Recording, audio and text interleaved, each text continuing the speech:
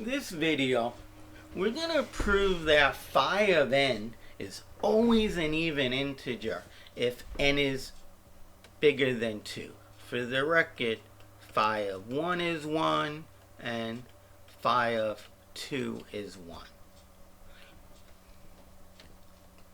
If you like seeing mathematical proofs, say like for the theorem in front of us, you should consider subscribing to my channel, as this is what we do here. Now, just to remind you, phi of n is, well, you consider the numbers 1 to n, and you count the numbers that are relatively prime to n. For example, phi of 10. What will that equal? You consider all the numbers from 1 up to, in this case, 10. And you find out which numbers are not relatively prime. 10 is made up of the primes 5 and 2. So you can cross off the 2 table, 2, 4, 6, 8, 10, and you cross off the 5 table. No big deal that 10 got crossed off twice, and you count how many numbers were not crossed off. Looks to me like 4. So phi of 10 is 4. There are 4 numbers that are relatively prime to 10 that are less than 10. That is, the GCD of 1 and 10 is 1.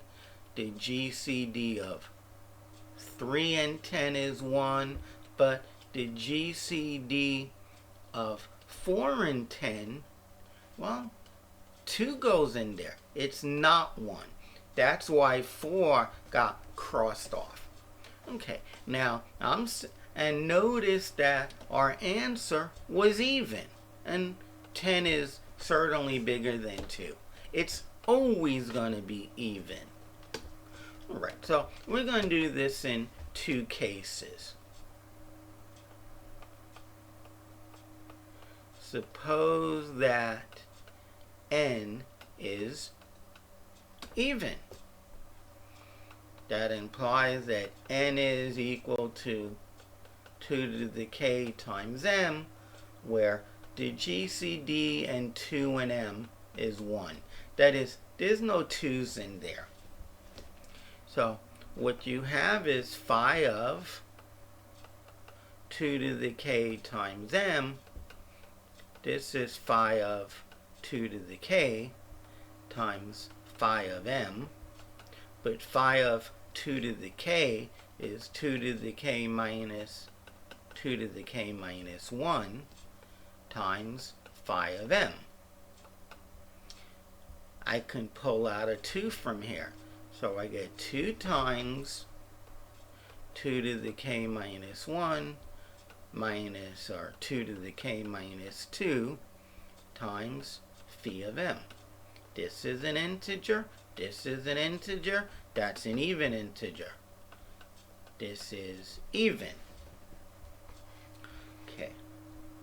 Now, let's say it. Now, suppose n is not even. That implies that 2 does not divide n. Okay. So,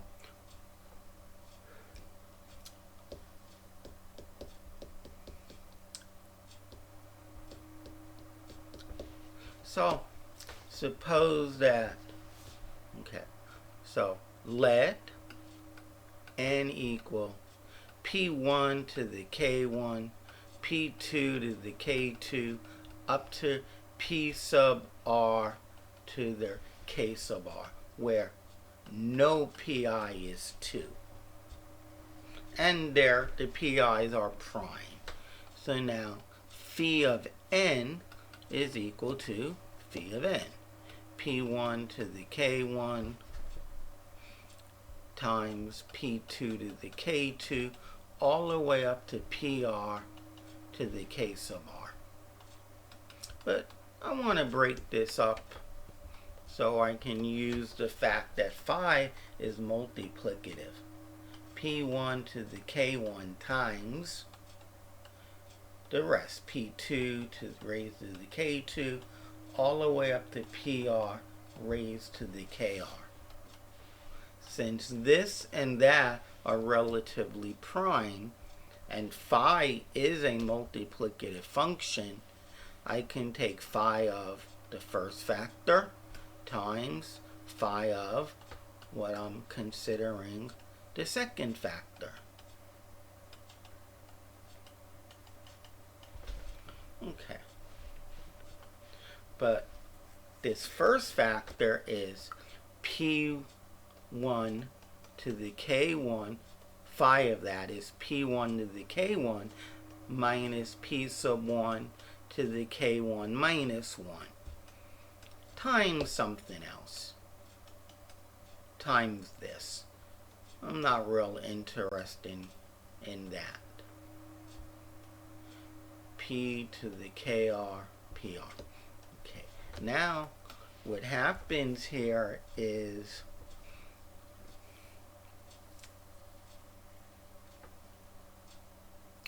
I can factor out a P. I can factor out a P to the K minus 1. So what will be left is, I didn't write K minus 1 though.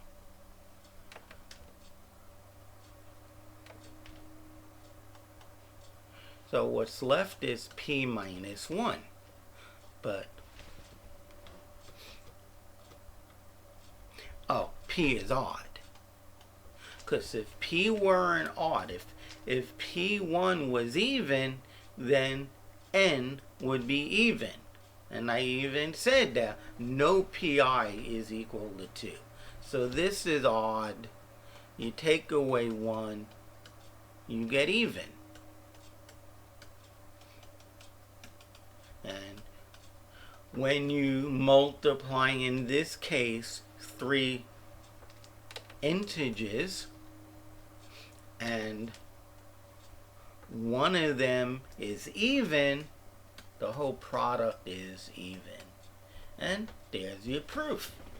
We did it in 2 cases. One where N was odd, and one where N was even. And in both cases, phi of N was even. Phi of N is even. I should write here that that's N. Phi of N is even. Once again, if you like watching mathematical proofs like this, you should seriously consider subscribing to my channel. Click the like button, leave a comment. See you folks in the next video. Watch and learn.